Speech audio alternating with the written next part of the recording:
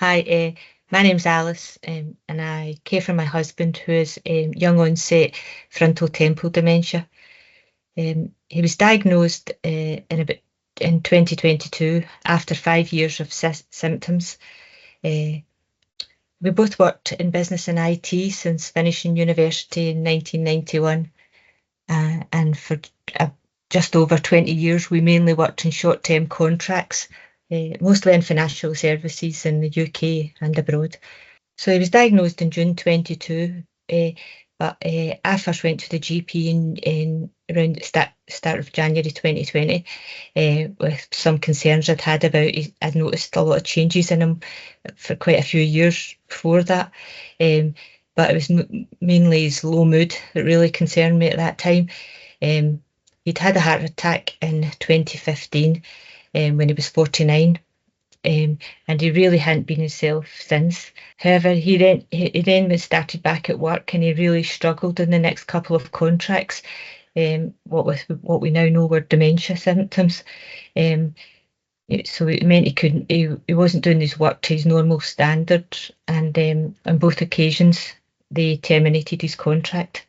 So in January 2020, I just started a longer term contract. When the COVID lockdowns happened, I was able to continue to work from home, and I continued doing this until he got his diagnosis in 2022.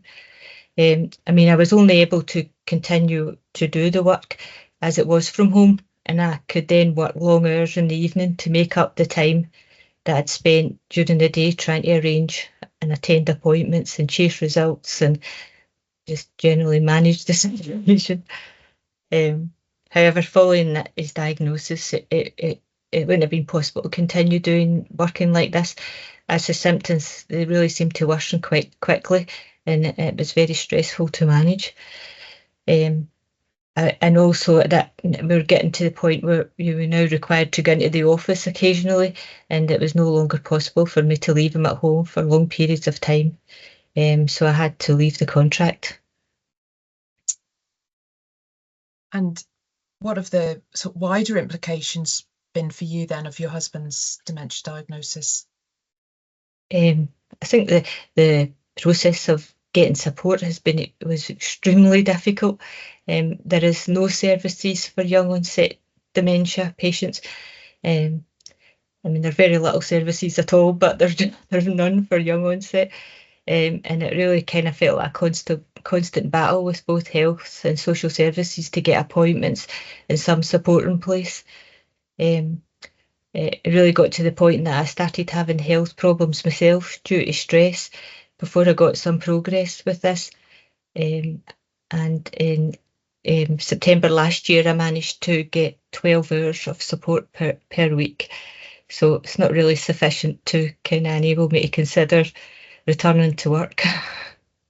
I do feel fortunate I'm in a position I can give up work. I don't know how people manage, when they have to do work and look after children and manage this.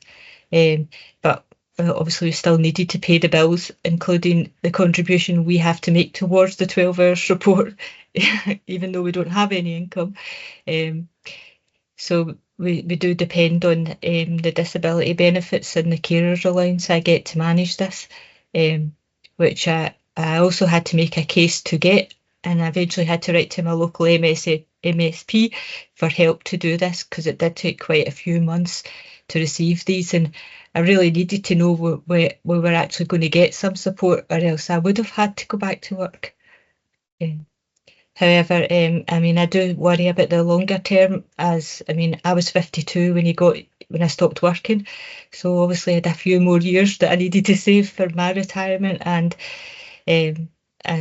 also, it wouldn't really be possible for me to return to the work I previously done. So, kind of think about that, but so yeah. Thanks so much for sharing your story with us today, Alice. That's been really insightful. Thank you very much.